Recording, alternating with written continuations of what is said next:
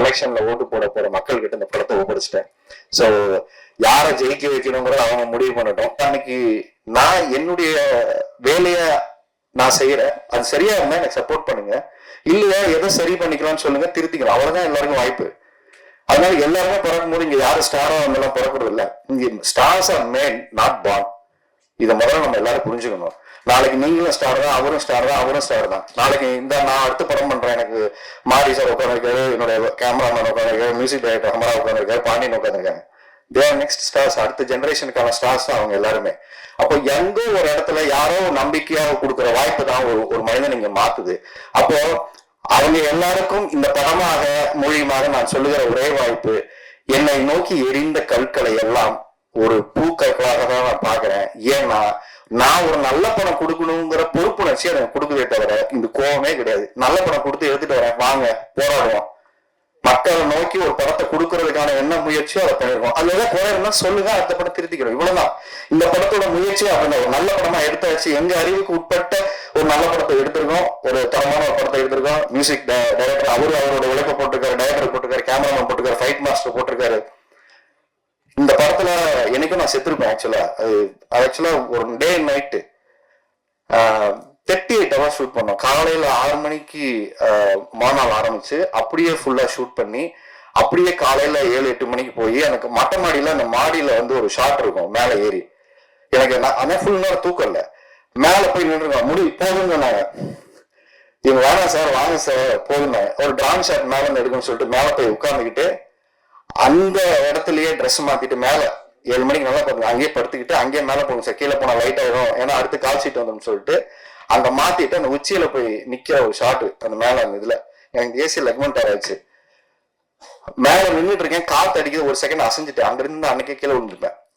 அன்னைக்குதான் ரியலைஸ் பண்ணேன், cinema பேஷனா love பண்ணா நான் இவ்வளவு வெறித்தனமா பண்ணக்கூடாது, நம்ம நம்பி குடும்பம் இருக்குன்னு ஒரு பயத்தை கிரியேட் பண்ண இடம் எனக்கு அந்த இடம். இல்ல அது ஒரு ஷாட் எடுத்துடலாம் சார் வாங்க சார், ஏன்னா இவர் ஃபீல் பண்ணிட்டாரு மேல போகலாம் சார், லேட் ஆச்சு நாளைக்கு எடுத்துக்கலாம். நாங்க ஏன் இதை சொல்றேன்னா சினிமாவை பேஷனோட வேலை செய்யக்கூடிய எத்தனையோ பேர் இங்க இருக்காங்க. அவங்களுக்கான வாய்ப்பை ஒரு இடத்த கொடுக்கக்கூடிய இயக்குனரும் அதுக்கான ப்ரொடியூசரும் கிடைக்கும் போது சரியா பயன்படுத்திக்கிற ஒரு வாய்ப்பாக நான் பாக்குறேன்.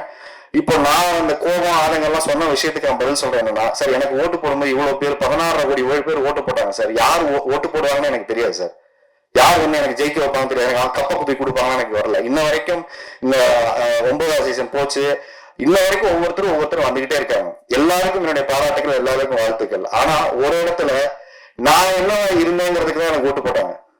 இந்த படம் என்னவா இருக்குன்னு பார்த்து அதுக்கு நீங்க ஓட்டு போடுங்க, ஆனா முன்னாடியே ஜட்ஜ் பண்ணாதீங்க. இது நல்லா இருக்கு, இது நல்லா இல்ல, இவையா வரணும் அவையா வரணும்னு ஏன் கேக்குறீங்க? யாரும் இந்த சினிமாவுக்கு வரட்டும். ஒரு பேரியரை ஒரு தடைக்கு ஒரு விஷயமா ஏன் அதை ஒரு இடத்துக்கு இவரு முழுக்க வந்தா என்ன நடந்துற போகுது, அவரு அதுல என்ன நடந்துற போகுது? நான் ஒரே விஷயம் சொல்லுவேன், இருக்கிறவங்கிட்ட காசு வந்தா இருக்கிற இடத்துல போய் சேரும், இல்லாதவங்கிட்ட காசு வந்தா 100 பேருக்கு போய் சேரும். இது ரொம்ப முக்கியமான விஷயம். இந்த மாதிரி ஒரு ப்ரொடியூசர் நாளைக்கு ஜெயிச்சாருன்னா 100 படம் இல்லாதவங்களுக்கு படம் எடுப்பாரு, 100 பேருக்கு வேலை வாய்ப்பு கொடுப்பாரு. ரொம்ப முக்கியமான விஷயம். இந்த மாதிரி ஒரு ப்ரொடியூசர் ஜெயிச்சாருன்னா 100 பேருக்கு வேலை வாய்ப்பு கொடுப்பாரு. ஏன்னா தன்னம்பிக்கை சினிமா நல்ல சினிமா எடுத்தா ஓட வைப்பாங்க, நம்பிக்கையை யாரு கொடுப்பா? தனவேல் வந்து நீங்க உட்காரணும்னு அவசியமே இல்லை, அவருக்கு நிறைய வேலை இருக்கு. அவர் அப்படியே போறேன்னு சொன்ன போயிருக்கலாம். ஆனா நான் பேசி முடிக்கல சார், அது நல்லா இருக்காது சார், நீங்க பேசி வரீங்க சார் அப்படின்னு சொல்ற விஷயம் இருக்குல்ல, இது போது சார் இந்த மாதிரி மனிதர்கள் இந்த சினிமால சம்பாதிச்சதே ஒரு பெரிய விஷயம் நினைக்கிறேன். அப்போ இப்ப பிக் பாஸ் போகும்போது எந்த எதிர்பார்ப்பும் நான் எப்படி உள்ள போனனோ, இப்போ எலெக்ஷன் டைம் எனக்கு ஓட்டு போட்ட வாக்காளர்கள் நம்பிதான் இந்த படம் எடுத்திருக்கிறேன். அவங்களை நம்பிதான் 27ஆம் தேதி வர்றோம். ஏன்னா சொன்ன வார்த்தை அது ஒண்ணு மாதிரி, சார் அவர் ஓட்டு போட்டவங்க எல்லாம் முடிச்சு வீட்டுக்கு போயிட்டாங்க, அவங்க வயது ஸ்ரீலங்கா இருக்கலாம், அவங்க எல்லாம் அப்ப பார்த்தாங்க, இப்பெல்லாம் வந்து அந்த மூஞ்சியை பார்த்து யாரு தேட்டருக்கு வராங்கன்னு பார்க்கலான்னு ஒரு இடத்துல கேள்வியாகவும் கேட்டிருக்காங்க, சேலஞ்சும் பண்ணியிருக்காங்க. இந்த சேலஞ்சை நான் ஒரு இடத்துல என்ன சொல்றேன்னா, நான் நல்ல படம் எடுத்துட்டு வந்து கொடுக்குறேன் பாருங்க, நல்லா இல்லையா விமர்சனம் பண்ணுங்க, திருப்பிக்கிட்டு ஒரு படத்தை எடுத்துக்கிட்டு அவன் ஓட மாட்டேன். பயந்து எங்கேயும் இந்த சினிமாவட்ட நான் ஓட மாட்டேன். ஏன்னா 20 வருஷமா இந்த சினிமாவட்ட என்னைக்கே ஓடி இருக்கணும், நான் என்னைக்கே ஓடி இருக்கணும். நீங்க வைக்கக்கூடிய ஒவ்வொரு விமர்சனங்களையும் அது எது சரியா இருக்கோ எடுத்துக்கிட்டு திருப்ப வரேன். ஸ்ரீலங்கால இருக்கிறவங்க அந்த படம் பார்க்கறாங்களா, ஸ்ரீலங்கன் தமிழர்கள் அந்த படம் பார்க்கறாங்களா, அவங்க பார்த்து ஓட வச்சிருவாங்களா, இல்ல இந்த மூஞ்சியெல்லாம் இங்க பாப்பாங்களாங்கிற விமர்சனம் வைக்கிறீங்கல்ல, படம் பாருங்க, எது நல்லா இருக்குன்னு சொல்லுங்க, நடிப்பு நல்லா சொல்லுங்க, திருத்திக்கிறோம், நல்லபடியா அடுத்த படம் எடுத்துட்டு வரோம். ஆனா யாரு வரணும் யாரு வரக்கூடாது, இவங்களுக்கெல்லாம் இப்படி ஒரு ஒரு ஒரு படம் எடுத்துட்டு வரனால இவரெல்லாம் ஏன் ஜெயிக்க வைக்கணும், இந்த இடத்துக்கு நம்ம போகவே வேணாம். யார் வேணா இங்க ஜெயிக்கணும் சார், யார் வேணா இங்க வரட்டும் சார். ஒரு நல்ல படம் எடுத்துட்டு வந்தா அது ஒன்னும் சேர்க்கறதுக்கான முயற்சியா ஒரு தயாரிப்பாளர் காசு போட்டு படம் நான் சொல்லி இந்த படத்தை கொண்டு வந்து பிப்ரவரி 27 யாரு பொறுப்புல இந்த படத்தை கொடுக்குறேன்னா நீங்க சொன்ன அதே மக்களுடைய பொறுப்பு கிட்டதான் அந்த படம் கொடுக்குறேன். ஏன்னா நான் ஒரு வருஷமா ஒரு பொறுப்புள்ள ஒரு ஷோ பண்ணிட்டு இருக்கேன். அதுக்கப்புறம் இவ்வளவு ரெஸ்பான்சிபிலிட்டி உள்ள ஒரு பொறுப்புள்ள ஒரு தகப்பனா, ஒரு பொறுப்புள்ள ஒரு நடிகனா, இந்த சமூகத்தின் மேல் அக்கறையுள்ள ஒரு மனிதனா, நீங்க என்ன வேணா நினைச்சுக்கோங்க. ஒரு நல்ல படம் எடுத்து வந்து கொடுக்கணுங்கிற முயற்சியோட வந்திருக்கோம். இது நல்லா இருக்கு அப்படின்னா பாராட்டுங்க, சரியா இல்லைன்னா சொல்லுங்க, திருத்திக்கணும். ஸோ பிப்ரவரி 27 இந்த படம் ரிலீஸ் ஆகுது. ஒரு நல்ல முயற்சியா கூட்டு முயற்சியா அந்த படம் வருது, தியேட்டருக்கு வருது. எல்லாரும் வந்து பார்த்து தியேட்டர்ல வந்து பார்த்து இந்த படத்தை சப்போர்ட் பண்ணுங்க. இதற்கு பின்னாடி எல்லாரும் சொல்ற ஒரே விஷயம் தான், கிளிஷேவான ஒரு டயலாக். இந்த குடும்ப வாழம், அவர் வாழம், நான் வாழ்வேன், இதெல்லாம் கரெக்ட். ஒரே ஒரு விஷயம் தான், நேர்மையா உழைச்சா, நேர்மையா ஒரு படம் எடுத்துட்டு வந்தா, நீங்க தியேட்டருக்கு வந்து நேர்மையா பார்த்து அதை சப்போர்ட் பண்ணுவீங்கிற நம்பிக்கை மட்டும்தான் ஒரு புது போலீஸரை கொண்டு வரும், இன்னொரு புது கலைஞர்களை உருவாக்கும். நல்ல சினிமா தமிழ்ல வரலாம் நீங்க வந்து பார்த்து சப்போர்ட் பண்ணீங்கன்னா கட்டாயம் வரும். அப்படி ஒரு சினிமாவா ஒரு முயற்சி நாங்க நினைச்சு எடுத்திருக்கோம். அது சரியா இருந்தா நீங்க தயவு செஞ்சு வந்து எங்க எல்லாரும் சப்போர்ட் பண்ணுங்க. இந்த மாதிரி ஒரு தயாரிப்பாளர் ஜெயிச்சானா எங்க மாதிரி 100 பேருக்கு வாய்ப்பு கொடுப்பாரு. அது பிரஜனுக்கு எல்லாருக்குமே நிறைய வாய்ப்பு கொடுப்பாரு. So thanks to Prajan. இங்க வந்து ஒவ்வொருத்தருக்குமே என்னோட நன்றி சொல்லிக்கிறேன். சூர்யா, கார்த்தி, மேக்கப் மேன், முருகா வந்து கூகார்த்தியோட வரிகள் வந்து ரொம்ப எக்ஸ்ட்ராடனரியா அந்த பாடல் கொடுத்திருக்காரு. எனக்கு ரொம்ப வருத்தம் படுது. லவ் சாங் இன்னும் கொஞ்சம் கிராண்டா விஷுவல் பண்ணாலும் அவர்கிட்ட சொல்லிட்டே இருந்தேன். அவர் ரிலீஸ் பண்ணதுக்கு அவருமே ஃபீல் பண்றாரு, இது கொஞ்சம் அப்படி எடுத்துருவாங்க சார், பாட்டு செம்மையா இருக்குன்னு சொல்லி மேம் சொன்னாங்க. இந்த பாட்டு ரொம்ப நல்லா இருக்கு அப்படின்னு சொல்லி சொன்னாங்க. ஸோ உங்களுக்கு அடுத்தடுத்து அந்த படத்துக்கு எனக்கு பாட்டு 2 பாட்டு எழுதிருக்கீங்க. ஸோ ரொம்ப நல்லா எழுதியிருக்காரு. உங்களுக்கு பெரிய எதிர்காலம் இருக்கும் போது தொடர்ச்சியா வேலை செய்வோம். இந்த சினிமா நல்ல கவிஞர்களை கொண்டாடிய ஒரு சினிமா. நாளைக்கு நீங்க கண்ணதாசன் மாதிரி, வாலியா மாதிரி நிறைய நல்ல நல்ல பாடல்களை கொடுக்கக்கூடிய ஒரு கவிஞரா நீங்க வரணும்னு கட்டாயம் வாழ்த்துறேன். அப்புறம் தரன், எனக்கு நல்ல பாட்டு கொடுத்துருக்கீங்க தரன். மாலை பொழுதுக்கு அப்புறம் அப்பா பொண்ணுக்கு ஒரு சாங், என் பொண்ணு வந்து அந்த பாட்டை பார்த்துட்டு பயங்கர ஃபீலிங்ஸ், என்னப்பா அந்த பொண்ணெல்லாம் தூக்கி வச்சுட்டு கொஞ்சிட்டு இருக்க, என்ன எப்படி இது கொண்டுதான்ட்டு இவர பாட்டை போட்டதுக்கு அப்புறம் நம்ம கூட வச்சுட்டா அந்த பொண்ணை தூக்கி சுத்துற இவன பாக்குறா ஒரு மாதிரியா அப்பா அப்படிங்கிறா. ஸோ அதனால அந்த பாட்டு அவளுக்கு ரொம்ப, நான் சொன்னேன் திருப்பி அதே மாதிரி உனக்கு ஷூட் பண்றேன், அவனை அது மாதிரி எடுத்து நான் கொஞ்சம் அவளுக்கு ப்ராமிஸ் பண்ணியிருக்கேன். வேணாமா வெக்கத்தை பாரு. ஸோ அதனால அந்த அளவுக்கு அவளுக்கு அந்த பாட்டு பார்த்துட்டு பொசசிவ் ஆயிடுச்சு. மகன்களை பெற்ற அப்பாக்கள் எல்லாரும் காலமாக கொண்டாடக்கூடிய ஒரு பாடலை கொடுத்துருக்கீங்க. ஸோ உங்களுக்கு என்னோட பெரிய நன்றி. ஏன்னா உலகாயிங்கிற வார்த்தையை கேட்காம ஒவ்வொரு தகப்பனும் கடந்து போக முடியாது. அந்த மாதிரி ஒரு அழகான ஒரு பாடல். அந்த சிங்கர்ஸ் வந்து எல்லாருக்குமே என்னுடைய நன்றியை சொல்லிக்கிறேன். ஒளிப்பதிவாளர் லக்ஷ்மண், நாங்களாம் புரிஞ்சிருக்கோம் அவரை, அவரும் வச்சு செஞ்சிருக்கோம் அவரு. ஸோ இந்த படம் அவருக்கு ஒரு பெரிய பிரேக்கு. அப்புறம் டேஞ்சர் மணி ஃபைட் வந்து ரொம்ப அந்த இன்ட்ரோல ஃபிளைட் வந்து ரொம்ப மெனக்கெட்டு நாங்க பண்ண ஒரு ஃபைட்டு. குறிப்பா ஒரு 4-5 நாள் ட்ரிகர்ஸ் எல்லாம் பண்ணி அதை ரெக்கி பண்ணி எடுத்த ஒரு ஃபைட் வந்து கிளைமேக்ஸும் வந்து பாத்தீங்கன்னா ஒரு நல்ல ஒரு கிளைமேக்ஸ் ஃபைட்டா வந்திருக்கு. ஏன்னா 2-3 படம் தொடர்ச்சியா வேலை பார்த்துருக்கோம். அதுலதான் எனக்கு காலில் முடிஞ்சிருச்சுன்னு நான் அந்த பார்க்கர் எல்லாம் கத்துக்கிறேன்னு சொல்லிட்டு அங்க வந்து நிறைய சாணி போட்டிருந்தாங்க. ஓடி வந்து ஜம்ப் பண்ணலான்னு சொல்லிட்டு நம்ம தான் கொஞ்சம் ஆர்வம் கிடையாச்சு. இல்ல அது வரேன் துரத்தி தானே போனோம், நான் கொஞ்சம் லென்த் எடுத்துக்கலாமே எடுத்தேன். அங்க கல் இருந்தது, நம்ம அதை பார்க்கல. ஷூல ஏறி அடிச்சோன்னா அப்படியே ட்விஸ்ட் அடிச்சிச்சு. அதோட ஒரு 6 மாசம் பிரச்சனை. அவ போனோடனே மாதங்க ஷோக்கு தான் அவங்களுக்கு பிரச்சனை. ஏண்டா ஷோ போயிட்டு ஒரு காலை பார்த்துட்டு வர மாட்டியா, ஏன்னா அங்க உட்காந்து ஷோ உட்காந்து நிறைய அந்த இடத்துல பார்த்தீங்கன்னா உட்காந்து ஷோ பண்ணோம். ஸோ அந்த அளவுக்கு ரொம்ப டேக் கேர் பண்ணிக்கிட்டாரு. ஸோ அந்த ஃபைட் எல்லாம் ரொம்ப அழகா எடுத்து கொடுத்துருக்காரு. எல்லாமே நல்லா வந்திருக்கு. அதுக்கப்புறம் கார்த்தி வந்து இந்த படத்துல இதுக்கப்புறம் நிறைய படம் கூப்பிடுவாங்க. கார்த்தி ரெடியா இருந்துக்கேன், உங்க டேஸ் ஃப்ரீயா வச்சுக்கோங்க, நடிப்பண்ண நிறைய கத்துக்குங்க. ஏன்னா நிறைய பேருக்கு உதவி செய்யற மனிதர்கள் வளர்ந்தாலும் நிறைய பேருக்கு நம்ம சம்பாதிச்சா நிறைய பேர் செய்ய முடியும். அதனால அது ரொம்ப முக்கியமான விஷயம். நான் சீரியஸா சொல்றேன், உங்க முகத்துக்கும் உங்க நடிப்புக்கும் ஒரு ஃபீல் இருக்கு. ஒவ்வொருத்தருக்கிட்ட ஒண்ணு இருக்கும்ல, அவங்க கிட்ட ஒரு நல்ல விஷயம் ஒண்ணு இருக்கு ஸ்கிரீன் பிரசன்ஸ்ல.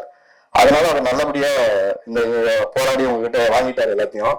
அடுத்த படத்துக்கு அந்த போராட்டத்தை குறைச்சிட்டு நீங்களே இயல்பா நடிக்கிற இப்போ தயாராகிட்டீங்கன்னா சீசன் நடிகர் ஆயிடுவீங்க. ஸோ எல்லாருக்குமே நன்றி. அதுக்கப்புறம் நம்ம யூடியூபர் பாய்ஸ், இந்த படத்துல யூடியூபர் பாய்ஸ் கேங் இருக்கு. ஸோ எல்லாருமே இன்ஃப்ளூயன்சஸ், அவங்க வந்து விஜய் ஆயிட்டான், ஒருத்தர் வந்து பிளாகர் ஆயிட்டாங்க, எல்லாரும் ஆல்ரெடி பண்ணிட்டு இருக்காங்க. ஸோ அவங்களோட டீம் யுனைட்டி எனக்கு ரொம்ப இன்ஸ்பைரிங் ஆகுது. வாங்கடா எல்லாரும் வந்து ஒரு போட்டோ எடுத்துக்கலான்னு சொன்னேன். ஒரு ஆள் வரல, 2 நாள் வரல, நாங்க வரமாட்டோம் சொல்லிட்டாங்க. அது எல்லாம் வந்து இங்க இந்த இல்ல சார் எங்க டீம் வந்தாதான் நாங்க போட்டோக்கே வருவோம்னு சொல்லிட்டு அந்த டீம் மெயின் கேட் வந்ததுக்கு அப்புறம் தான் எல்லாருமே வந்து சேர்ந்து போட்டோ எடுத்துக்கிட்டாங்க. ஸோ அவங்களோட உழைப்பும் ஒரு முக்கியமா பாராட்டப்பட வேண்டியது. முக்கியமா அந்த குழந்தை சில இது தயவு செஞ்சு ஒரு பெரிய கைதட்டு கொடுத்துருந்தாங்க. நாங்க தூக்கம் முடிக்கிறது பெரிய விஷயம் இல்ல, இந்த குழந்தை வந்து அத்தனை நாள் தூக்கம் முடிச்சு எந்திரிச்சவன வந்து டம்ம அடிச்சாங்க, ஃபீல் பண்ணுடா, கொஞ்சம் அழுடா, கொஞ்சம் சோகம் ஆயிடுறா, ஏன்னா வந்து பேச முடியாது குழந்தை, அதுக்கு ரியாக்ஷன் பண்ணுவா. அது வந்து சீசன் ஆயிடுச்சு. நான் ஏதாவது கூப்பிட்டு போனேன்னா அதனால ஆயிடுச்சு, அது சீசன் அது ரியாக்ஷன்ல ஆயிடுச்சு. ஸோ பல்லு வந்துருச்சு. வளர்றதுக்குள்ள படத்தை நாங்கள் ரிலீஸ் பண்ணிட்டோம், பல்லு சொல்லிட்டு 27 ரிலீஸ் பண்றோம். ரொம்ப நன்றி, நல்லா பண்ணிருக்கேன். அவங்க பேரண்ட்ஸுக்கும் என்னோட பெரிய நன்றி. எந்த ஒரு இடைஞ்சல் கொடுக்காம, எந்த ஒரு டார்ச்சரும், வழக்கமான ஹீரோயின் அம்மாக்கள் டார்ச்சர் எல்லாம் எதுவும் இல்லாம நல்லபடியா கூட இருந்து நல்லபடியா முடிங்க சார்ன்னு சொல்லிட்டு அவங்க ரொம்ப அழகா பண்ணாங்க. தேங்க்ஸ் சொல்லுவோம் வாங்க. ஸோ எல்லாரும் வந்து இருந்து இந்த படத்துக்கு இவ்வளவு நேரம் பொறுமையா இருந்தது நன்றி. பத்திரிகையாளர்களுக்கும் ஊடக நண்பர்களுக்கும் நான் சொல்லுகிற ஒரே ஒரு கோரிக்கை இதுதான். நீங்க ரொம்ப வருஷமா என்ன பார்த்துட்டு இருக்கீங்க, ரொம்ப வருஷமா எனக்கு சப்போர்ட் பண்ணிருக்கீங்க, ரொம்ப வருஷமா நல்லது கெட்டது எல்லாத்தையும் வந்து சொல்லியிருக்கீங்க. இது என்னுடைய பட விழாவாக இல்லாமல் இது நம்முடைய பட விழாவாக, உங்கள் குடும்ப விழாவாக இது இருக்குங்கிறத நான் நம்புறேன். ஏன்னா நான் நிறைய விழாக்களுக்கு வந்து பேசிட்டு போயிருக்கேன். என்னுடைய விழாவில் நான் பேசுகிற நேரமாக இதில் இருப்பதில் நான் வைக்கக்கூடிய உங்க கோரிக்கை, இந்த படம் நல்லா இருந்தா சப்போர்ட் பண்ணுங்க. அவ்வளவுதான் நான் ஒரே சொல்லுங்க. இந்த படம் நல்லா இருந்தா நீங்க தயவு செஞ்சு கொண்டு போய் சேருங்க. ஏன்னா உங்களுடைய ஒவ்வொரு ட்வீட்டும் ஒவ்வொரு செய்தியும் தான் இப்படிப்பட்ட தயாரிப்பாளரை கொண்டாடும். ஏன்னா இதுக்கு பெரிய கூட்டு வந்து இங்க நாங்க பிரம்மாண்டமா பண்ண முடியாது. அவரு பிரம்மாண்டமா படத்தை செலவு பண்ணிட்டாரு. ப்ரமோஷனுக்கும் எங்களால என்ன சக்தி உட்பட்டதோ அவர் பெஸ்டா செய்ய முயற்சி பண்றாரு. ஸோ ஊடக நண்பர்கள் நீங்கள் கொடுக்கக்கூடிய ஒளியின் வெளிச்சத்தில் தான் இந்த படத்தின் வெற்றி இருக்கிறது. ஸோ இந்த படத்தை உங்ககிட்ட ஒப்படைச்சிட்டோம். அடுத்தது எலெக்ஷன்ல ஓட்டு போட போற மக்கள் கிட்ட இந்த படத்தை ஒப்படைச்சிட்டேன். ஸோ யாரை ஜெயிக்க வைக்கணுங்கிற அவங்க முடிவு பண்ணட்டும். இருக்கிற நேரத்துல இவ்வளவு நேரம் பொறுமையாக இந்த விழா அழைப்புதலை ஏற்று யார் படம் யார் நடிச்சிருக்கா அப்படிங்கறதெல்லாம் இல்லாம ஒரு போன் காலுக்கு மதிச்சு இங்க வந்து இவ்வளவு நேரம் வெயிட் பண்ண ஒவ்வொருத்தருமே பாதம் தொட்டு என்னுடைய வணக்கத்தை சொல்லிக்கிறேன். முதல்ல யாரோ படம் எடுக்கிறாங்க, யாரோ ரிலீஸ் பண்றாங்க, யாரோ நடிக்கிறாங்க, இதுல நமக்கு என்ன இருக்குங்கிறது இல்லாம ஒரு நல்ல சினிமா எடுக்கிறவங்களுக்கு பின்னாடி பக்கத்துல நிக்கணும் அப்படிங்கிற ஒரு விஷயம். தனஞ்சயன் சார் கூட அவருக்கு வேலை இருக்கு, கிளம்புங்க சார் சொன்னாங்க. இல்ல சார் நீங்க தனியா இருப்பீங்க, ஏன்னா எப்பவுமே இந்த கல்யாணத்தப்ப கூட ஒரு மாப்பிள்ளை தோழன் இருப்பாங்க. 1000 பிரச்சனை இருந்தாலும் அந்த கட்சி படுத்தி கொடுத்துட்டு மனசு ஆறுதல் படுத்திட்டு, ஏய் நான் இருக்கேன்டா அமைதியாரு, கல்யாணம் எல்லாம் அப்படிதான் பதட்டமா இருக்கும், சரியா போயிடும் அப்படிங்கிற மாதிரி இந்த ரிலீஸுக்கான ஒரு பதட்டமும் சூழல் இருக்கும்போது ஒரு ஆறுதலாக இல்ல ஜெரன் சார் எல்லாரும் போனாலும் நான் இருக்கேன், நீங்க பேசுற வரைக்கும் நான் இருக்கேன்னு சொன்ன உங்களுக்கு என்னோட பெரிய நன்றியை சொல்லிக்கிறேன் சார். அதுக்கப்புறம் இங்க வந்த ஒவ்வொருத்தருமே, பரத்தா இருக்கட்டும், ரொம்ப ஷார்ட் நோட்டீஸ்ல பிளான் பண்ணி இதுக்கு ப்ராப்பரா யாரு ரிலீஸ் பண்ணணும், யாரு வாங்கிக்கிறது, இதெல்லாம் ஒரு பிரச்சனை இருக்கு. இன்னைக்கு யார் வரணும் யாரு பண்ணணும்னு இது எதையுமே எதிர்பார்க்காம இந்த மேடைக்கு கூப்பிட்டோன்னே வந்த பரத், அவருக்கு முதல்ல நன்றி. பரத்துக்கு ஒரு சர்ப்ரைஸ் இருக்குன்னு சொன்ன அவரை கிளம்பி கொஞ்சம் ஒர்க் இருக்கு, ஹாஸ்பிட்டல் போயிட்டாரு. ஏன்னா அந்த படம் ஃபர்ஸ்ட் பரத் தான் நடிக்கிறதா இருந்தது, அவருக்கு போய் கதை சொல்றதா இருந்துச்சு. அதுக்கப்புறம் அடுத்த கதைக்கு டிஸ்கஷன் போயிட்டு இருக்கு, பரத்தை வச்சு படம் பண்ணலான்னு பேசிட்டு இருந்தாரு. அவன் நான் சொன்னேன், நீங்க வாங்க பிரகாரம் உங்களுக்கு ஒரு சர்ப்ரைஸ் இருக்குன்னு சொன்ன அவருக்கு அது இன்னும் தெரியாது, கிளம்பி போயிட்டாரு. ஏன்னா அடுத்த ஒரு 3 படம் பண்றதுக்கு அவர் டிஸ்கஷன் பண்ணிட்டு இருக்காரு. அடுத்ததாக நான் சினிமாவில இருக்கனா இல்லையானா எல்லாருக்கும் ஒரு டவுட். இந்த பிக் பாஸ் போயிட்டு வந்ததுக்கு அப்புறம் கொஞ்சம் ஆளே காணோம், நெஞ்சுக்கு மீதி படம் பண்ணாரு. அப்புறம் மக்கள் கிட்ட எனக்கு என்ன தெரியும் அப்படிங்கிறது ஒவ்வொரு நேரமும் எனக்கு தெரியறது இல்லை, ஆனா என்னை சுத்தி இருக்கிறவங்களுக்கு மற்றவங்களுக்கு தெரியும். அப்படி எனக்கு என்ன தெரியும், என்னால என்ன முடியுங்கிறத நம்பி இன்னைக்கு ஒவ்வொரு வாய்ப்பை கொடுத்த என்னுடைய ஒவ்வொரு தயாரிப்பாளருக்கும், ஒவ்வொரு இயக்குனருக்கும், ஒவ்வொரு டெக்னீஷியனுக்குமே இந்த நேரத்துல நான் அவங்களுடைய பாதம் தொட்டு நன்றி சொல்லிக்கிறேன். அதுக்கு அடுத்ததாக எனக்கு பிக் பாஸுக்கு அப்புறம் எனக்கு ஒரு பெரிய வாய்ப்பை ஏற்படுத்தி கொடுத்த வாத்தமராவுடைய producer cheers entertainment, cheers music, அவங்க அபிமேம்க்கு அண்ட் செல்வா சாருக்கு பெரிய நன்றியை சொல்லிக்கிறேன். எனக்கு வெளியில நான் ஷூட்டிங் போறேன், எல்லா ஊர்களுக்கு போறேன், எல்லா இடங்கள்லையும் அவங்க சொல்ற ஃபர்ஸ்ட் விஷயம் நெடுஞ்செழியன் சார், மாயா சார், அடுத்து வந்து பிக் பாஸ் சார், அடுத்து இப்ப போய் சேர்ந்திருக்கிறது வந்து சார் உங்க வாக்குமூலம் நல்லா இருக்கு சார், அந்த ஷோ பயங்கரமா பேசுறீங்க சார், அது நல்லா பண்றீங்க சார், நிறைய நல்ல நல்ல விஷயங்கள் நான் லைஃப்ல என்ன பேசுறோமோ அதை அப்படி ரிஃப்ளெக்ட் பண்ணுங்க சார், அதை விடாம பண்ணுங்க சார் சொல்லும்போது ஒரு எளிவனுடைய குரலாக அந்த ஒரு ஷோ இன்னைக்கு உயிர்ப்போடு இருக்குன்னா இப்படிப்பட்ட ஒரு ப்ரொடியூசர் பணத்தை பார்க்காம மக்களுக்கு கொண்டு போய் சேர்க்கக்கூடிய ஒரு ஷோவா இன்னைக்கு மாறி இருக்கு சக்சஸ்ஃபுல்லா. அவங்க என்கிட்ட ஒரு ப்ராமிஸ் பண்ணாங்க, நான் உள்ள வரும்போது நான் உள்ள வேணாம்னு சொல்றதுக்காக தான் உள்ள பண்ணேன். நமக்கு எது எப்படி இவ்வளவு நேரம் பண்ண முடியும், நமக்கு நடிக்க தெரியும், அங்க போய் ஷோ எப்படி ஹேண்டில் பண்ண பழக்கம் இல்லை, இல்ல உன்னால முடியும், ஃபர்ஸ்ட் உன்னை யாரும் எனக்கு தெரியாது, அப்புறம் சொன்னாங்க நீ அப்படி இப்படிலாம் சொன்னாங்க, நீ இப்ப பயங்கரமா பேசுவாங்க பிக் பாஸ்ல, அப்படி பேசுவேன் இப்படி பேசுவேன், எப்படி பேசுறியோ எனக்கு தெரியாது, கொஞ்சம் ஆரம்பி பண்ண, நீ எவ்வளவு அடிச்சாலும் தாங்குற ஆளா இருக்க, தைரியமா இந்த ஷோ பண்ண கரெக்டான ஆள் நீங்க தான், 2-3 பேர் ஷார்ட் லிஸ்ட் பண்ணோம், அதனால கரெக்டான ஆள் நீ தான், நீ வா அப்படின்னு சொல்லி உள்ள தூக்கி போட்டாங்க. ஸோ அவங்க ஒரு ப்ராமிஸ் பண்ணாங்க, 1 வருஷம் அந்த ஷோ வந்து பல கிடைச்சிட்டு நீங்க பண்ணுங்க, அது ஒரு இடத்துக்கு போய் சேரும் அப்படின்னு சொன்னாங்க. அதே மாதிரி 1 வருஷம் அந்த ஷோ முடிஞ்சு லாஸ்ட் ஒரு ஃபியூ வீக்ஸ் மேக்ஸ் டிஆர்பியில் இது வரைக்கும் கலைஞர் டிவிலே ஹையஸ்ட் டிஆர்பி வந்து ஒரு ஷோ வந்து ஹிட் ஆச்சு. அதாவது பக்திமான் மனைவிகளிடம் மாட்டிய கணவர்கள் அப்படிங்கிற அந்த ஷோ வந்து ஆல்மோஸ்ட் 1 பாயிண்ட்டுக்கு மேலே டிஆர்பி வந்து ஒரு பெரிய சக்சஸ்ஃபுல்லாக அது இருந்துச்சு. கலைஞர் டிவின்னு கூப்பிட்டு எல்லாருமே பாராட்டினாங்க, மேம் எல்லாருமே பாராட்டினாங்க. இது ஏன் சொல்றேன்னா, இதுக்கப்புறம் ஷோ பண்றாரு, டிவிக்கு போயிட்டாரு, படம் பண்றாரு, ஒண்ணுமே தெரியல, ஆனா ஆள் மட்டும் ஷூட்டிங் போயிட்டே இருக்காரு அப்படின்னு சொல்லிட்டு. ஏன்னா நிறைய இடைப்பட்ட காலத்துல மற்றவங்க ஆடியோ லான்ச்சுக்கு வர்றது அதிகமாயிடுச்சு. நான் என் ஆடியோ லான்ச்சுக்கு நானே வர்றது கொஞ்ச நாளுக்கு அப்புறம், சில வருஷங்களுக்கு அப்புறம் இப்பதான் வரேன். அப்படிப்பட்ட ஒரு வாய்ப்பு ஏற்படுத்தி கொடுத்த என்னுடைய தயாரிப்பாளருக்கு நான் நன்றி சொல்லணும். தயாரிக்கிறது வந்து முக்கியமா தயாரிப்பாளருக்கு ஏன் நான் நன்றி சொல்லணும் அப்படின்னா, இந்த படம் பண்ணதுக்கு சூரி எனக்கு ரொம்ப நண்பர், லக்ஷ்மண் எல்லாருமே எனக்கு ஃப்ரெண்ட், ஏற்கனவே படம் பண்ணியிருக்கோம். இது ரொம்ப கொஞ்சம் எனக்கு கோவம் இருக்கு, எனக்கு எமோஷன்ஸ் இருக்கு, இப்போ இதெல்லாம் நான் எதுவுமே உங்கள்கிட்ட காட்ட விரும்பல. ஏன்னா நிறைய அவமானங்களை தாண்டி தான் ஒவ்வொரு கலைஞர்களுமே இந்த சினிமாவுக்கு வராங்க. அவமானப்படாத யாருமே வந்து வர முடியாது. இது எனக்கும் அது ஒரு தடவை இல்லை, 2 தடவை இல்லை, பலாயிரம் தடவை அந்த விஷயம் நடந்துகிட்டே இருக்கு, திருப்பூர் நடந்துட்டே இருக்கு, இன்னைக்கு நடந்துகிட்டே தான் இருக்கு. இது எனக்கு மட்டும் இல்ல, சினிமாவை நேசிக்கிற ஒவ்வொருத்தருக்குமே நடந்துட்டு இருக்கு. இது எனக்கு மட்டும் புதுசாக இல்ல, அது சுந்தர் சாருக்கு நடக்குது, எனக்கு நடக்குது, மற்ற கலைஞர்களுக்கு எல்லாருக்குமே நடக்குது. இந்த படம் ஏன் இப்ப சார் கூட சொன்னார் 27 நீங்க போட்டீங்களா சார் அப்படின்னு சொன்னாரு. ஏன்னா சார் படமா இருக்காரு தனஞ்சயன் சார், பார்த்துட்டு ரொம்ப நல்லா இருந்திருக்கு. ஒரே ஒரு விஷயம் தான் சொன்னாரு, சின்சியரான ஒரு அட்டெம்ப்ட் இந்த படத்துல தெரியுது. அது ஒரு இயக்குனரா, ஒரு தயாரிப்பாளரா, நடிகரா, டெக்னீஷியனா, எல்லாரும் ஒரு சின்சியர் படம் எடுக்கணுங்கிற ஒரு முயற்சி எடுத்திருக்கீங்கன்னு ஒண்ணு இருக்குல்ல, அது போதும் சார். ஏன்னா 150 ரூபா கொடுத்து படம் பார்க்கறவனுக்கு எப்படிப்பட்ட படத்தை கொடுக்கணுங்கிறதா எல்லாரும் கனவோட படம் எடுக்கிறோம், நான் உள்பட எல்லாருமே. ஆனா அதை சாட்டிஸ்ஃபை பண்ற இடத்துல தான் ஃபெயில் ஆகிட்டே இருக்கும். எக்ஸாம் எழுதிக்கிட்டே இருக்கும், ஆனா ஃபெயில் ஆகிட்டே இருக்கும். ஏன்னா நம்ம கொஸ்டின் பேப்பர் தெரிஞ்சுக்கிட்டு ஆன்சர் நினைக்கிறோம், யாருக்கும் தெரியறது இல்லை. ஏன்னா அவர் நோக்கி வைக்கப்பட்ட ஒரு கேள்வி. புது ப்ரொடியூசர் ஃபர்ஸ்ட் டைம் ஒரு படம் ஆரம்பிச்சாரு, அந்த படம் பாதியில நின்று போச்சு. அதுக்கப்புறம் சினிமா அந்த குடும்பம் நம்பி அவரை சினிமாக்கு இங்க அனுப்பிச்சு வச்சிருக்கு. என்கிட்ட சோரியா வந்து சொன்னாரு, சார் உங்களுக்கு ஒரு 20-25 நாள் டேட் இருக்கும், நீங்க வரீங்க, நல்லபடியா நடிச்சு கொடுக்குறீங்க, கிளம்பிடுறீங்க. இவ்வளவுதான் சூர்யா சொன்னார் என்கிட்ட. வேற எதுவுமே நீங்க வந்து கதையை கேளுங்க, பிடிச்சதுன்னா சொல்லுங்க, வரீங்க, நடிக்கிறீங்க, கிளம்புறீங்க, இவ்வளவுதான் சொன்னாரு. சூர்யாக்காக சொன்னேன், சூர்யா யார் பண்றாரு, லக்ஷ்மண் எல்லாமே டீமா பண்றாரு, புது ப்ரொடியூசர் நம்ம நம்பி வந்திருக்காரு பிரதர் அப்படின்னாரு. அதே மாதிரி நாங்க போனோம், நடிச்சோம், வந்தோம், போனோம், நடிச்சோம், வந்தோம். இப்படியே 25 நாள் முடிஞ்சிச்சு. படம் முடிஞ்சது. எடுத்து அந்த படத்தை வந்து பார்த்தாரு, நாங்களும் பார்த்தோம். சின்ன சின்ன விஷயங்கள் பண்ணா நல்லா இருக்குன்னு ஒரு சஜஷன் சொன்னோம்.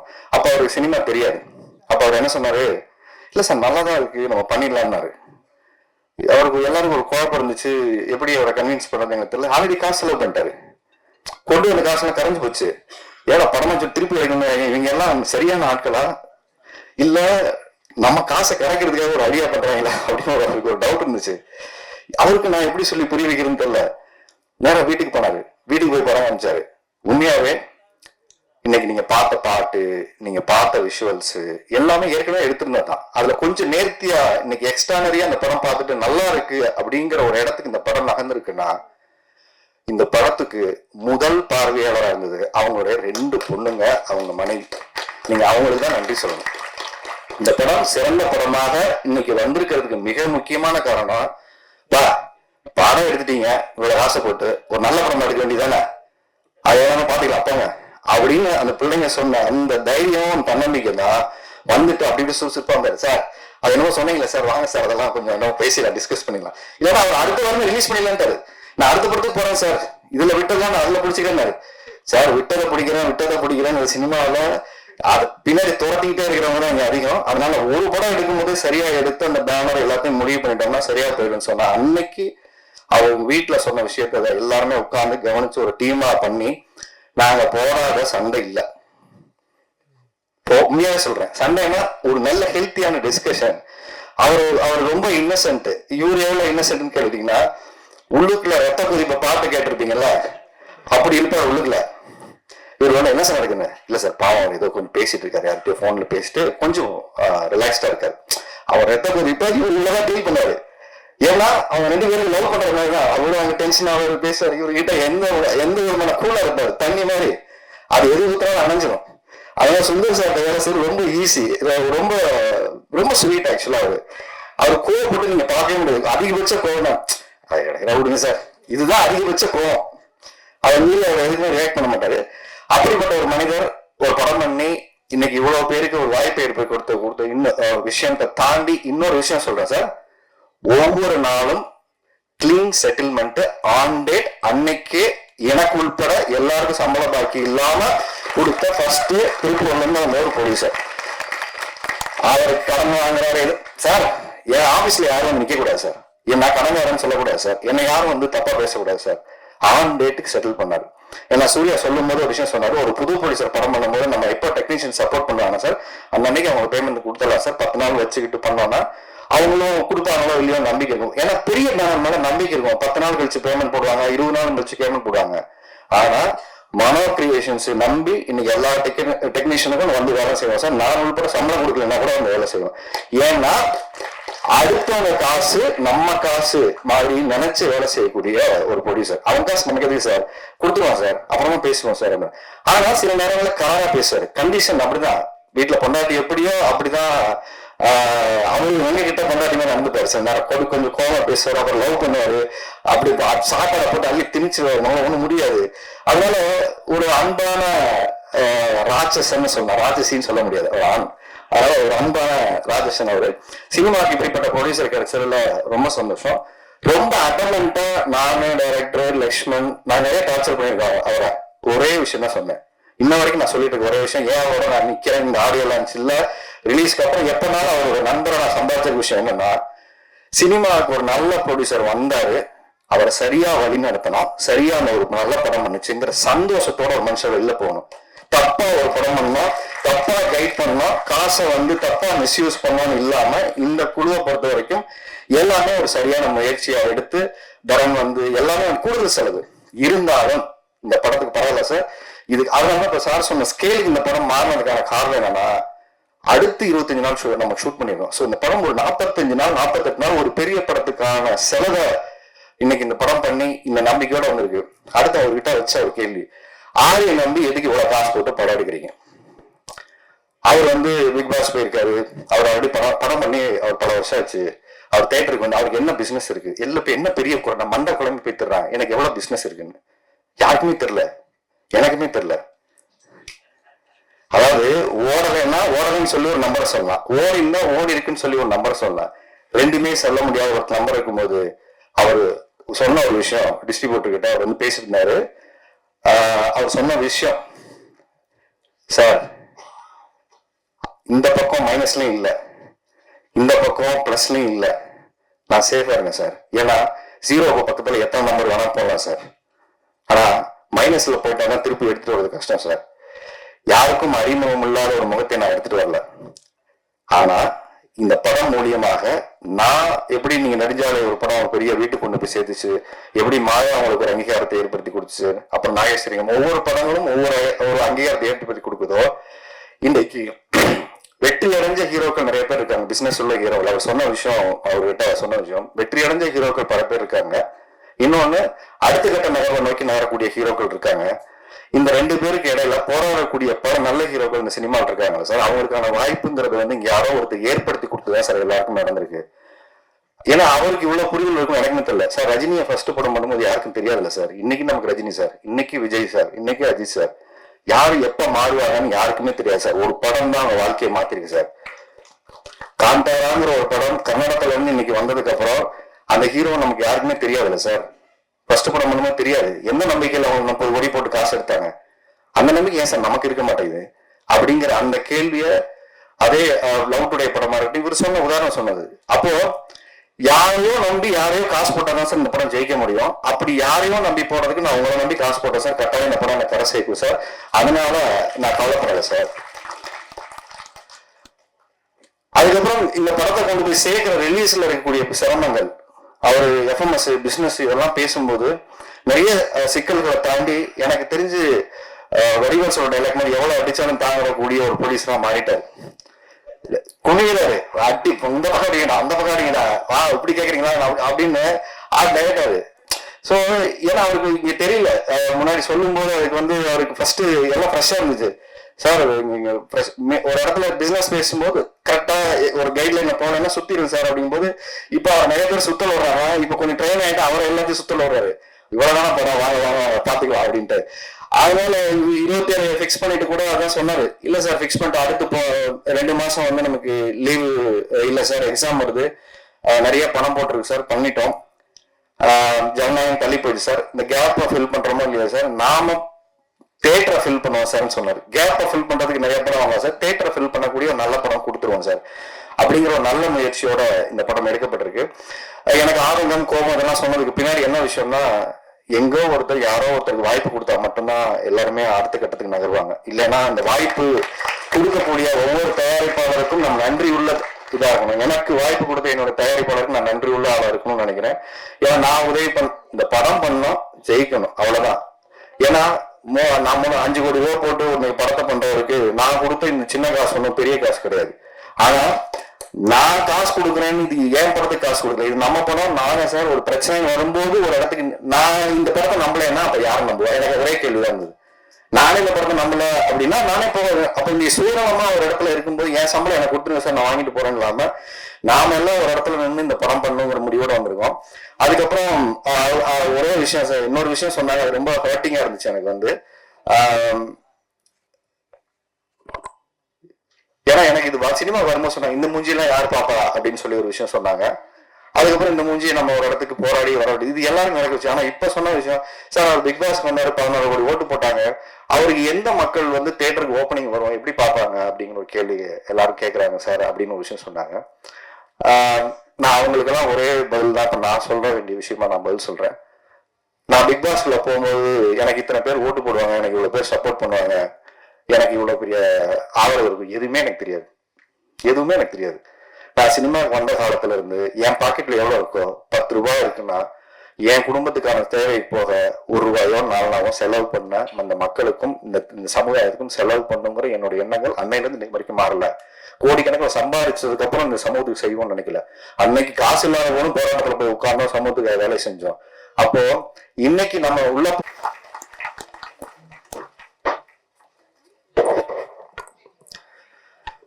மாதா பிதா குரு தெய்வத்துக்கு வணக்கம். நான் பேசும் என் தாய்மொழி தமிழுக்கு என்னுடைய முதல் வணக்கம். சீக்கிரம் பேசி முடிச்சிடறேன், அவங்ககிட்ட இதை வீணாக்க விரும்பல, நேரம் மேட்டருக்கு வந்துடுறேன்.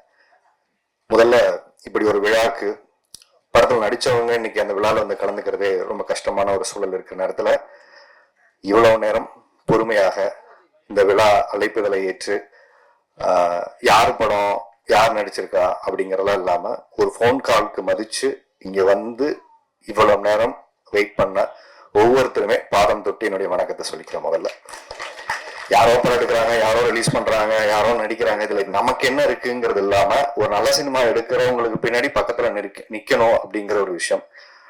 தனஞ்சயன் சார் கூட அவருக்கு வேலை இருக்கு கிளம்புங்க சார் சொன்னாங்க. இல்ல சார் நீங்க தனியா இருப்பீங்க, ஏன்னா எப்பவுமே இந்த கல்யாணத்தப்ப கூட ஒரு மாப்பிள்ளை தோழன் இருப்பாங்க, இதுல 1000 பிரச்சனை இருந்தாலும் அந்த கட்சிப்படுத்தி கொடுத்துட்டு மனசு ஆறுதல் படுத்திட்டு ஏய் நான் இருக்கேன்டா அமைதியாரு, கல்யாணம்லாம் அப்படிதான் பதட்டமா இருக்கும், சரியா போயிடும் அப்படிங்கிற மாதிரி இந்த ரிலீஸுக்கான ஒரு பதட்டமும் சூழல் இருக்கும்போது ஒரு ஆறுதலாக இல்ல ஜெரன் சார் எல்லாரும் போனாலும் நான் இருக்கேன், நீங்க பேசுற வரைக்கும் நான் இருக்கேன்னு சொன்ன உங்களுக்கு என்னுடைய பெரிய நன்றியை சொல்லிக்கிறேன் சார்.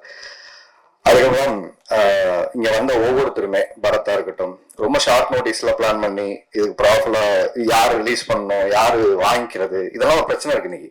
யார் வரணும், யார் பண்ணணும்னு இது எதையுமே எதிர்பார்க்காம இந்த மேடைக்கு கூப்பிட்டோன்னே வந்த பரத், அவருக்கு முதல்ல நன்றி. பரத்துக்கு ஒரு சர்ப்ரைஸ் இருக்குன்னு சொன்னா அவரை கிளம்பி கொஞ்சம் ஒர்க் இருக்கு, ஹாஸ்பிட்டல் போயிட்டாரு. ஏன்னா அந்த படம் ஃபர்ஸ்ட் பரத் தான் நடிக்கிறதா இருந்தது, அவருக்கு போய் கதை சொல்றதா இருந்துச்சு. அதுக்கப்புறம் அடுத்த கதைக்கு டிஸ்கஷன் போயிட்டு இருக்கு, பரத்தை வச்சு படம் பண்ணலான்னு பேசிட்டு இருந்தாரு. அவன் நான் சொன்னேன், நீங்க வாங்குறதால உங்களுக்கு ஒரு சர்ப்ரைஸ் இருக்குன்னு சொன்னா அவருக்கு அது இன்னும் தெரியாது, கிளம்பி போயிட்டாரு. ஏன்னா அடுத்த ஒரு 3 படம் பண்றதுக்கு அவர் டிஸ்கஷன் பண்ணிட்டு இருக்காரு.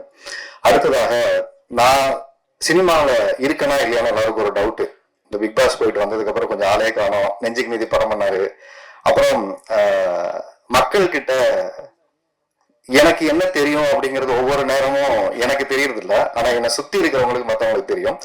அப்படி எனக்கு என்ன தெரியும், என்னால என்ன முடியுங்கிறத நம்பி இன்னைக்கு ஒவ்வொரு வாய்ப்பை கொடுத்த என்னுடைய ஒவ்வொரு தயாரிப்பாளருக்கும், ஒவ்வொரு இயக்குனருக்கும், ஒவ்வொரு டெக்னீஷியனுக்குமே இந்த நேரத்துல நான் அவங்களுடைய பாதம் தொட்டு நன்றி சொல்லிக்கிறேன். அதுக்கு அடுத்ததாக எனக்கு பிக் பாஸுக்கு அப்புறம் எனக்கு ஒரு பெரிய வாய்ப்பை ஏற்படுத்தி கொடுத்த வாத்தமலாவுடைய producer cheers entertainment, cheers music, அவங்க அபிமேம்க்கு அண்ட் செல்வா சாருக்கு பெரிய நன்றியை சொல்லிக்கிறேன். எனக்கு வெளியில நான் ஷூட்டிங் போறேன், எல்லா ஊர்களுக்கு போறேன், எல்லா இடங்கள்லையும் அவங்க சொல்ற ஃபர்ஸ்ட் விஷயம் நெடுஞ்செழியன் சார், மாயா சார், அடுத்து பிக் பாஸ் சார், அடுத்து இப்ப போய் சேர்ந்திருக்கிறது சார் உங்க வார்த்தை நல்லா இருக்கு சார், அந்த ஷோ பயங்கரமா பேசுறீங்க சார், அது நல்லா பண்றீங்க சார், நிறைய நல்ல நல்ல விஷயங்கள் நான் லைஃப்ல என்ன பேசுறோமோ அதை அப்படி ரிஃப்ளெக்ட் பண்ணுங்க சார், அதை விடாம பண்ணுங்க சார் சொல்லும்போது ஒரு எளிவனுடைய குரலாக அந்த ஒரு ஷோ இன்னைக்கு உயிர்ப்போடு இருக்குன்னா, இப்படிப்பட்ட ஒரு ப்ரொடியூசர் பணத்தை பார்க்காம மக்களுக்கு கொண்டு போய் சேர்க்கக்கூடிய ஒரு ஷோவா இன்னைக்கு மாறி இருக்கு சக்சஸ்ஃபுல்லா. அவங்க என்கிட்ட ஒரு ப்ராமிஸ் பண்ணாங்க, நான் உள்ள வரும்போது, நான் உள்ள வேணாம்னு சொல்றதுக்காக தான் உள்ள பண்ணேன். நமக்கு எது எப்படி இவ்வளவு நேரம் பண்ண முடியும், நமக்கு நடிக்க தெரியும், அங்க போய் ஷோ எப்படி ஹேண்டில் பண்ண பழக்கம் இல்லை, இல்ல உன்னால முடியும், ஃபர்ஸ்ட் உன்னை யாரும் எனக்கு தெரியாது, அப்புறம் சொன்னாங்க நீ அப்படி இப்படி எல்லாம் சொன்னாங்க, நீ இப்ப பயங்கரமா பேசுவியா பிக் பாஸ்ல, அப்படி பேசுவேன் இப்படி பேசுவேன், எப்படி பேசுறியோ எனக்கு தெரியாது, கொஞ்சம் ஆரம்பி பண்ண, நீ எவ்வளவு அடிச்சாலும் தாங்குற ஆளா இருக்க, தைரியமா இந்த ஷோ பண்ண கரெக்டான ஆள் நீங்க தான், 2-3 பேர் ஷார்ட் லிஸ்ட் பண்ணோம், அதனால கரெக்டான ஆள் நீ தான், நீ வா அப்படின்னு சொல்லி உள்ள தூக்கி போட்டாங்க. ஸோ அவங்க ஒரு ப்ராமிஸ் பண்ணாங்க, 1 வருஷம் அந்த ஷோ பல கிடைச்சிட்டு நீங்க பண்ணுங்க, அது ஒரு இடத்துக்கு போய் சேரும் அப்படின்னு சொன்னாங்க. அதே மாதிரி 1 வருஷம் அந்த ஷோ முடிஞ்சு லாஸ்ட் ஒரு ஃபியூ வீக்ஸ் மேக்ஸ் டிஆர்பியில இது வரைக்கும் கலைஞர் டிவிலே ஹையஸ்ட் டிஆர்பி ஒரு ஷோ ஹிட் ஆச்சு. அதாவது பக்திமான் மனைவியிடம் மாட்டிய கணவர்கள் அப்படிங்கிற அந்த ஷோ ஆல்மோஸ்ட் 1 பாயிண்ட்டுக்கு மேல டிஆர்பி ஒரு பெரிய சக்சஸ்ஃபுல்லா அது இருந்துச்சு. கலைஞர் டிவின்னு கூப்பிட்டு எல்லாருமே பாராட்டினாங்க, மேம் எல்லாருமே பாராட்டினாங்க.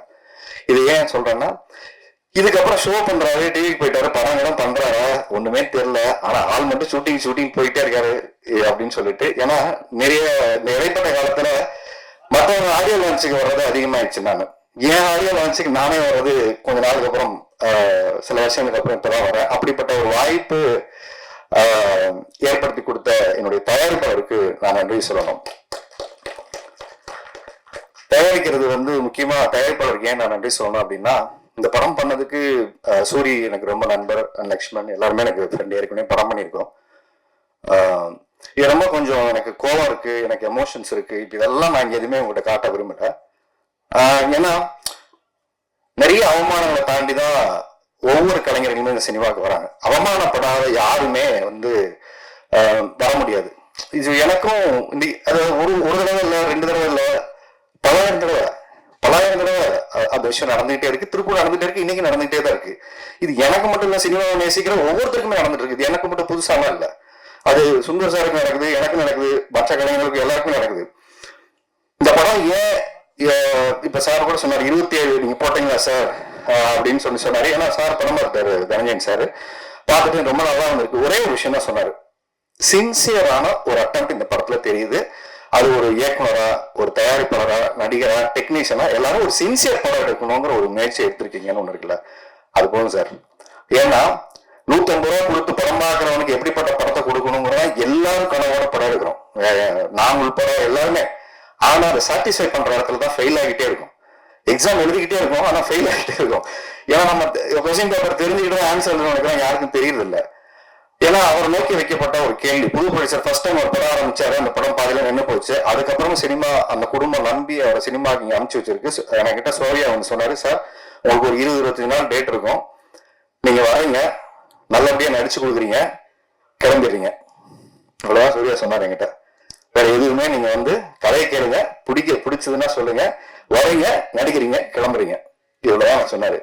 சூர்யாக்காக சொன்னேன், சூர்யா யார் பண்றாரு, லக்ஷ்மண் எல்லாமே டீமா பண்றாரு, புது ப்ரொடியூசர் நம்ம நம்பி வந்திருக்காரு பிரதர் அப்படின்னாரு. அதே மாதிரி நாங்க போனோம், நடிச்சோம், வந்தோம், போனோம், நடிச்சோம், வந்தோம். இப்படியே 25 நாள் முடிஞ்சிச்சு.